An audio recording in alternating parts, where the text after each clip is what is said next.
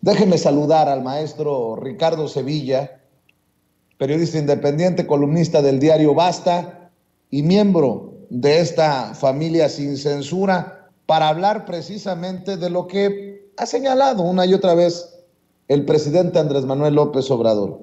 Cómo Fox metió la mano, primero dizque para sacar al PRI de Los Pinos, pero después para regresar al PRI a Los Pinos. Y todo con la complicidad del INE, del Instituto Nacional Electoral, ese que dicen que es una blanca palomita, Lorenzo Córdoba y Ciro Murayama, que no se necesitan reformas electorales, que todo funciona bien. Mi querido Ricardo, te saludo con mucho gusto. Buenos días. Querido Vicente, público memorioso, pues aquí sorprendido por ese tuit que escribe Vicente Fox, pero no mucho en realidad, porque es un personaje deschavetado, es un sujeto que nunca ha tenido demasiada coherencia en su narrativa y no le podemos pedir demasiado, pues es un sujeto que no sabe la diferencia entre un escritor indio y un escritor argentino. Le llamaba a Jorge Luis Borges, José Luis Borges, en fin, un personaje patético absolutamente. Y sí, bien dices, hoy durante su conferencia mañanera, el presidente López Obrador recordó, insistió cuando Vicente Fox llamó a votar por Peña Nieto. Y tiene razón, Fox, el panista Fox, y esto hay que subrayarlo, siempre fue un aplaudidor del priista Peña Nieto.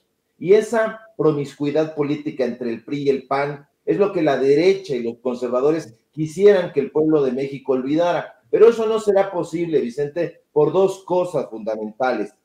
Primero, porque la historia nos enseña, nos debería enseñar a no repetir los errores del pasado. Y dos, porque el pueblo de México es un pueblo memorioso. Y justo por esa memoria proverbial que caracteriza al pueblo, es que podemos recordar con absoluta nitidez la farsa que han representado dos de los coprotagonistas más cínicos de nuestra historia, el PRI y el PAN, que nunca han sido partidos políticos opositores. Eso es un engaño. Han sido partidos políticos complementarios.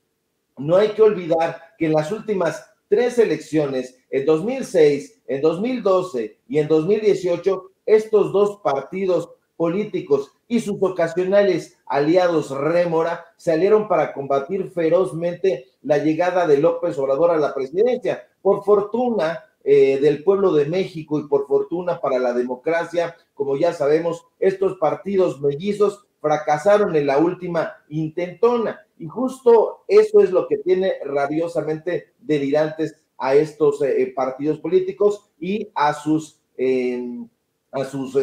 aliados. Y uno de los personajes más delirantes e iracundos ha sido precisamente Vicente Fox, quien desde la cúspide de su cinismo ha atacado sistemáticamente a López Obrador.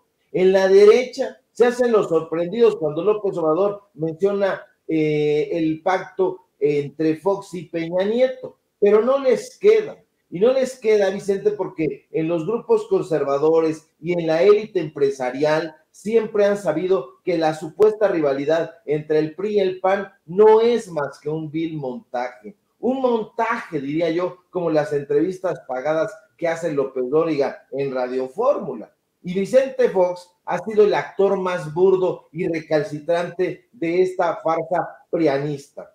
En efecto, como bien recuerda López Obrador, durante la campaña presidencial de 2012, Fox llamó a votar por el priista Enrique Peña Nieto en vez de la candidata del PAN, que era Josefina Vázquez Mota. Pero no solo fue un llamado, no fue un asunto aislado. En realidad, Fox fue uno de los encargados de hacer campaña a favor de Peña Nieto. Y en el PAN no solo lo sabían, sino que lo avalaron. Que ahora se quieren hacer los socarrones es otra cosa, pero lo avalaron porque el pacto siempre ha sido pasarse la estafeta entre el PRI y el PAN. El PAN ya había gobernado durante dos sexenios infaustos, dos sexenios fallidos, el de Fox y Calderón, y en ese momento ellos creían, porque así se repartían, le tocaba el turno al PRI. Que tampoco se nos olvide que cuando Peña Nieto llegó a la presidencia, Fox fue el primero en salir corriendo a celebrar al priista. Pero eso no fue tampoco un hecho aislado, tampoco fue un descuido. No, en realidad fue una actuación, una farsa, diría yo, perfectamente diseñada por el PRIAN para legitimar al gobierno del PRI, al que le habían pasado la estafeta después de 12 años. Desde luego, la prensa derechista, que siempre ha apostado al olvido, quisiera borrar de un plumazo esos hechos que para nosotros son simple y sencillamente datos duros, traiciones inobjetables. Que no se nos olvide tampoco aquel penoso episodio en 2013, cuando al término de un evento llamado Conferencia Anual de Municipios de México, allá en León, Guanajuato, tierra de Fox, el desfachatado panista consideró positiva la administración de Peña Nieto y destacó que con la unidad ciudadana y de partidos, según él, Peña Nieto estaba encabezando una cruzada para resolver los problemas del país. Así de cínico, así de aplaudidor el panista Fox. Pero Fox, que nunca ha tenido una lengua contenida, lo sabemos, siguió aplaudiendo a Peña Nieto y al PRI. Meses más tarde, el deslenguado Fox aplaudió el avance que, según él, había demostrado el gobierno de Peña Nieto en la implementación de acuerdos y celebró, hay que subrayarlo, en especial el Pacto por México. Sí, Fox fue uno de los principales coríferos del lesivo Pacto por México. De hecho, con esa ligereza que lo caracteriza, Fox, siempre disparatado, dijo que México necesitaba ese tipo de acuerdos para disque avanzar en la solución de demandas de los mexicanos. Fox, el anodino Fox, aplaudiendo como una foca bigotuda a Peña Nietín Coyollado, como le decían irónicamente los moneros del Chahuizcle y del Chamuco, pues nunca supo a qué hora aterrizarían las ideas en su cabeza. No lo sabía tampoco Peña Nieto, no sabía si iban a aterrizar las ideas en 3 minutos o en menos, en 5. En fin, hay que recordar todo esto, Vicente, público memorioso, porque Vicente Fox ahora hace este llamado que a mí me parece patético, insisto, pudiera parecer sorprendente, pero no lo es, teniendo en cuenta la clase de sujeto que es un sujeto errático, es un sujeto voluble, pero sobre todo es un personaje que siempre ha aplaudido al PRIAN. No son partidos, insisto, opositores. No hay que olvidarnos, por ejemplo, que en determinado momento Fox llamó a Peña Nieto visionario, ¿te acuerdas? Cuando Videgaray invitó a Donald Trump, y bueno, eso es algo que debemos recordar, pero no vayamos más lejos. Apenas el mes pasado, cuando se dio a conocer que Peña Nieto era investigado debido a que recibió transacciones ilícitas por más de 26 millones de pesos, ¿qué pasó? Vox salió y arremetió contra López Obrador y le escribió a Peña: aguas, Enrique, que no se nos olvide que Josefina Vázquez Mota fue secretaria de Desarrollo Social de Vicente Fox, una persona muy cercana, y pese a ello, Fox llamó a votar por Peña Nieto, y todo ello con la complicidad del INE. Siempre ha habido complicidad entre el INE, siempre ha habido complicidad entre José Woldenberg, entre Ciro Murayama, entre Lorenzo Córdoba. Siempre han trabajado juntos desde las huestes, desde las épocas de nexos. Ahora, la pregunta es, si Fox fue capaz de traicionar a una de sus colaboradoras y amigas, decía en ese momento, más cercanas, ¿cómo demonios no iba a traicionar al pueblo de México, por el cual este ignorante jamás ha tenido un cariño especial? Pues estoy tratando de medio entender la estrategia. Ya ves que desde acá, desde estos medios de comunicación independientes, debemos, mi querido Ricardo, advertir estas estrategias que pueden llevar a lo que pues una y otra vez se ha denunciado. Por ejemplo, antes de que te vayas, Ricardo, ¿qué piensas de que Lorenzo Córdoba, y grábenme muchachos, ¿qué piensas, Ricardo, de que Lorenzo Córdoba asista a los foros sobre la reforma electoral, pero no a los foros de Morena, sino a los foros alternos de la reforma electoral del Va por México? No, eso ya nos deja claro de qué patita cojea, políticamente hablando, pues, Lorenzo Córdoba. Ya que estás hablando de mujeres y traiciones, diría Vicente Fernández, que en paz descanse, hablando de traiciones, hablando de hipócritas, hablando de estrategias que muchas veces no le queda claro a todo mundo lo que está ocurriendo porque usan el parapeto, el circo, el teatro mediático. ¿Qué piensas de esto? Porque vemos en estas imágenes a Lorenzo Córdoba llegar, el consejero presidente del INE llegar, insisto, a este foro alterno de la reforma electoral y del Va por México. ¿No es esto otra muestra más de hago que soy, pero no soy, hago que veo, pero no veo? Pues precisamente lo que estamos platicando, Ricardo. Pienso que Arnaldo Córdoba se infartaría de ver a su hijo cómo ha caído en los brazos del neoliberalismo. Arnaldo Córdoba, hay que recordarlo, un personaje de izquierda, un historiador, un estadista, si los hay, amigo de Chema Pérez Gay, amigo de Carlos Monsiváis, un personaje que hubiera condenado profundamente esta actitud de Lorenzo Córdoba Vianello, pero Lorenzo Córdoba ya se ha paseado del brazo de Claudio X González, literal, no es una metáfora, ya se ha paseado del brazo de Gustavo de Hoyos, el expresidente de la Coparmex, ya se ha presentado en los foros panistas desde hace mucho tiempo, ya ha trabajado de la mano con ellos, se ha presentado con Ciro Murayama, con la gente de la UNAM, porque la gente de la UNAM en las cúpulas, desafortunadamente, se ha quedado la izquierda relegada y este sujeto que le tienen guardada su plaza ahí, no sé por qué razón, en la Universidad Nacional Autónoma de México, pues entra y sale de esa universidad sin ningún pudor, sin ningún problema, y va a continuar dando clases ahí, de acuerdo a lo que él mismo ha dicho, pero esto nos enfatiza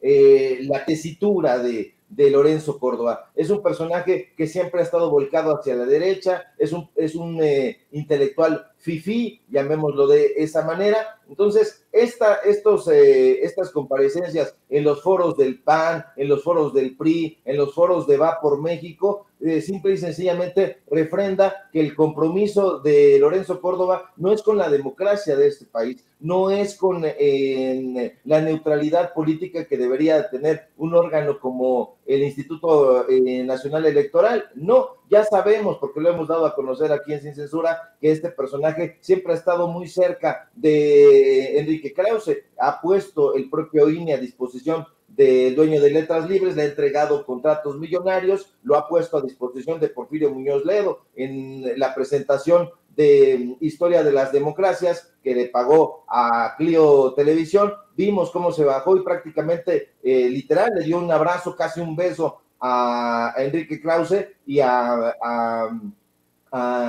Porfirio Muñoz Ledo. Entonces, estas comparecencias abonan a lo que la gente debería saber. El Instituto Nacional Electoral está secuestrado por esa pequeña cúpula que gana más que el presidente, que tiene enormes prestaciones y que hay que vigilar que se lleve a cabo esta reforma, porque el INE no tiene que desaparecer, el INE simple y sencillamente tiene que democratizarse. Paradójicamente, siendo el árbitro electoral que debería ser, no es demócrata, entonces tiene que llevarlo a cabo porque la justa de 2024, la justa presidencial, debe estar avalada por un Instituto Nacional Electoral auténticamente democrático y no inclinado hacia los intereses de la derecha, hacia los intereses del neoliberalismo, como hasta este momento y desde las épocas de Luis Carlos Ugalde y anterior a la época de de José Woldenberg siempre ha estado. Entonces hay que vigilar y hay que impulsar para que este Instituto Nacional Electoral sea democratizado, sea cambiado absolutamente, y hay que ver también quién está trabajando ahí, porque encontramos a mucha de esa gente que ha sido vinculada con lo que López Obrador ha llamado muy certeramente la mafia del poder.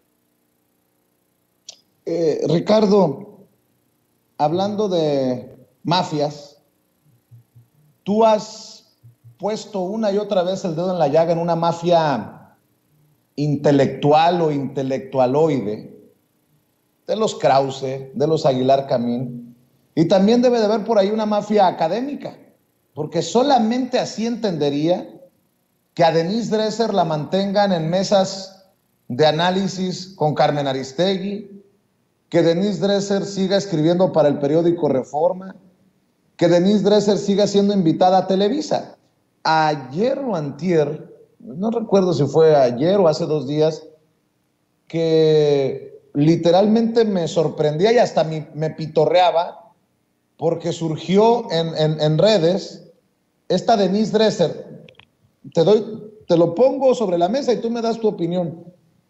Y yo dije, después de este video de TikTok, yo no veo cómo Carmen Aristegui la puede sostener en sus mesas o cómo la pueden seguir invitando a Televisa. Pues más tardé en decirlo que estos medios me confirmaran que Denise Dresser sigue teniendo vara alta. Y lo único que pienso es en una red de analistas, en una mafia de analistas académicos, intelectuales, que son usados en estos medios de comunicación para fines perversos. A ver, muéstrame, Ceci, esto que hasta nos llevó al pitorreo hace un par de días. ¿Objeto o pastel? Objeto. Una casa en Houston no es austeridad republicana. No es broma, ¿eh? O al menos es una muy mala broma de la académica Denise Dresser, que en algún momento ya había salido en un video que circuló en redes sociales perreando, que no tiene nada de malo perrear, ni bailar, ni nada. Pero, ¿esto qué es? Échalo otra vez, Ceci.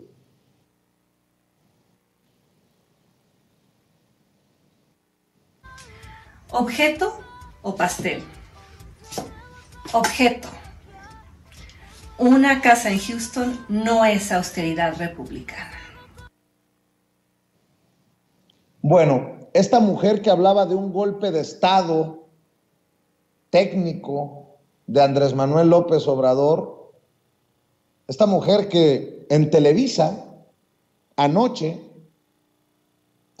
hizo declaraciones como esta. Déjeme mostrarle declaraciones de Denise Dresser. Por ejemplo, dice Denise Dresser: tenemos un gobierno que tiene una visión ideológica distinta, pero el objetivo es el mismo: crear personas que crean en este proyecto político. Vamos a escuchar, por favor. Yo diría que la educación en México siempre ha estado ideologizada. Y ese ha sido su problema. La educación no ha sido un instrumento de movilidad social, no ha sido una prioridad para muchos gobiernos. Desde, yo diría, desde el momento en el que se crea esta simbiosis entre el sindicato y el gobierno en turno, que básicamente convierte a la educación, al sector educativo, en un coto político. Y la prioridad de gobierno tras gobierno ha sido crear súbditos, crear movimientos electorales en favor del partido. Muchos gobiernos bailaron de cachetito con el Bester Gordillo y sacrificaron el tema educativo. Ahora están cambiando la ideología, pero veníamos educados con la ideología de la Revolución Mexicana. Memorizando fechas inertes, aprendiendo historias de victimización. Ahora tenemos un gobierno que tiene una visión ideológica distinta, pero el objetivo es el mismo: crear personas que crean en este proyecto político y en esta forma de entender el mundo. Y el problema es que esa visión, reiterada sexenio tras sexenio, lo que ha producido es un desastre educativo, generaciones heridas, alumnos que no saben, no tienen conocimientos básicos de español, de matemáticas, no saben cómo tener una interlocución con el mundo, en un mundo globalizado que avanza con mucha rapidez. A ver, Ceci, déjeme interrumpir a la académica. Creo que tiene razón. Yo que fui educado en escuelas públicas no llego a entender lo que quiso decir en este video de TikTok. Vuélvamelo a echar, Ceci, porque creo que le doy la razón a Denise Dresser. Está cabrón. No me da mi capacidad para entender de qué carajos va este video de TikTok. ¿Objeto o pastel? Objeto. Una casa en Houston no es austeridad republicana. Yo pregunto a sus alumnos, porque es académica, ¿no? Universitaria. Yo le pregunto a sus alumnos si le entendieron, que me expliquen. Después, Denise Dresser, incluso en esta participación en Televisa, habla de Delfina Gómez, de Leti Ramírez, y yo pregunto, ¿por qué sigue siendo experta? ¿Por qué sigue siendo llamada como analista Denise Dresser con estos desfiguros? No vamos muy lejos. ¿No fue Denise Dresser la que confundió a Richard Gere, que visitó al presidente Andrés Manuel López Obrador en Palacio Nacional, con Ruiz Esparza, el finado Ruiz Esparza, secretario de Comunicaciones y Transportes de Peña Nieto, y despotricó, escupió su veneno contra López Obrador? Pues ¿con qué autoridad? La mujer que una y otra vez ha publicado noticias falsas. A ver, ¿qué dijo de Delfina Gómez, Ceci? Estamos muy mal. La pandemia solo ha exacerbado los viejos problemas que veníamos acarreando. Y ahora, con el nombramiento primero de Delfina Gómez y ahora de su reemplazo, vemos a un gobierno que sigue viendo a la educación como un coto político, como un sector para movilizar al sindicato en términos electorales, con la elección del Estado de México en mente. La educación per se, como trampolín de movilidad social, no es la prioridad de este gobierno, no la fue A ver, déjenme decir algo. ¿Quién la entrevista? Leo Zuckerman. Leo Zuckerman publica en Excelsior, en donde es director editorial Pascual Beltrán del Río, y la educación, pues que se joda, como ha sido el caso tantas veces. Es tristísimo ver lo que ha ocurrido este sexenio. Sí, la política por encima de la educación. No es entrevistar a alguien para básicamente sustentar tu línea, lo que hace Leo Zuckerman. Perdón, a lo mejor me estoy volando, mi querido Ricardo Sevilla, perdón que me tomé tanto tiempo para poner sobre la mesa mi punto, pero para cerrar, tu opinión, tu comentario, maestro. Bueno, es que nos tendrían que dar la beca de Princeton o la beca Rockefeller o la beca Guggenheim para poder entender esto que ella además tergiversó, porque yo también tuve esta duda cuando vi este video que estaba compartiendo en redes sociales, que subió originalmente en TikTok. Le pregunté también a los jóvenes que estaban haciendo esos videos y nos dijeron que esa emulación que hizo no tiene pies ni cabeza. Yo creo que Jacques Vallée, Phil Supla, a Louis Aragón o André Breton, los líderes surrealistas, envidiarían este artefacto que esta mujer, esta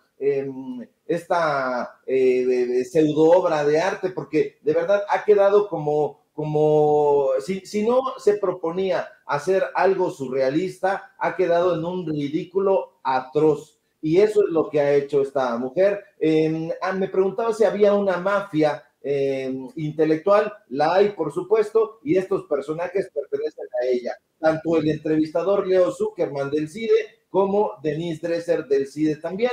Hay que recordar que Virgilio Caballero hace muchos años se equivocó y apadrinó a una hueste de personajes que ahora son tiradores de dardos pestíferos y de saetas venenosas en muchos medios de comunicación. Virgilio Caballero llevó al Canal 40 a Denise Dresser, a Denise Merker, a Ciro Gómez Leiva y a Carlos Pusch al Canal 40, y allá empezaron a hacer algo que aparentemente iba a revolucionar al periodismo de México. Empezaron bien, tenían buen camino y de pronto se extraviaron en el dinero. Ha quedado muy lejos esta académica que en algún momento le hizo una crítica furibunda también a Sergio Sarmiento de Televisión Azteca. Ahora ya se sientan en la mesa, ya son amigos. A esta mujer le ha tentado el dinero, ya desde hace tiempo, es una ideóloga del PAN, no del PRI. Hay que recordar que atacaba a Enrique Peña Nieto, pero porque ella siempre ha sido de las huestes calderonistas. Hay fotografías precisamente con la jefa de la mafia cultural, que es Consuelo Sáizar, que fue en su momento directora del Conaculta y después de la Secretaría de Cultura. Hay fotografías con Margarita Zavala, es su amiga, son cuates. Entonces está trabajando en favor del calderonismo, está trabajando a favor del PAN y de las huestes conservadoras. Entonces, esta mujer no tiene ningún carisma en cuanto a los temas que están latentes en TikTok. Hay que decirlo, tú comentas que está muy bien bailar. Sí, está muy bien bailar, está muy bien perrear, pero con ritmo, y también está muy bien hacer esta clase de videos, pero si les entiendes, y si no les entiendes, mejor distánciate. Esta mujer está muy bien ahí en esos medios de comunicación corporativos. Hay mafia, por supuesto.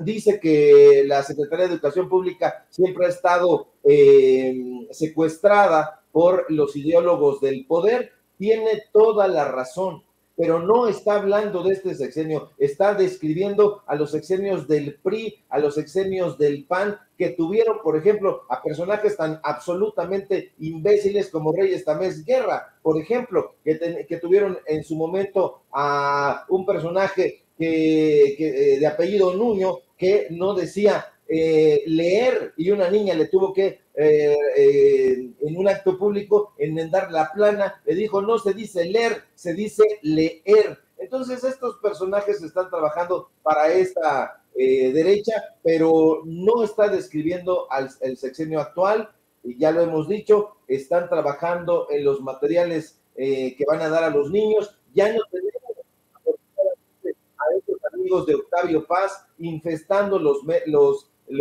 libros de texto gratuitos. Entonces, de lo que se está quejando, ella no lo sabe, no se ha dado cuenta, porque ya vimos que es surrealista, se está quejando de los sexenios del PRI y del PAN, solamente que no se atreve a mencionarlos porque anda muy bailadora y anda muy tiktokera, y eso la ha perdido, la ha extraviado más de la cuenta. Querido Ricardo Sevilla, ¿por qué no invitamos a la gente a tus trincheras, por favor? Claro que sí, querido Vicente, público memorioso, síganme en Twitter, @Sevilla Crítico, síganme por favor en Facebook, Ricardo Sevilla, así nada más. Yo no tengo TikTok, no tengo ritmo, entonces no me puedo poner a bailar ahí. Síganme en el diario Basta, hoy escribí columna, ya la vamos a compartir, todavía no lo hacemos, pero ya la vamos a subir. Síganme por favor en Ricardo Sevilla, los datos duros, así en el canal de YouTube. Tenemos programa hoy en punto de las 8:30, y síganme por supuesto aquí en La Familia Sin Censura, donde estoy participando de lunes a viernes al filo de las 11 de la mañana, y te mando un fuerte abrazo a ti, al público memorioso, y a toda la gente en producción. Te mando un abrazo, gracias Ricardo Sevilla, hablando con nosotros sin censura.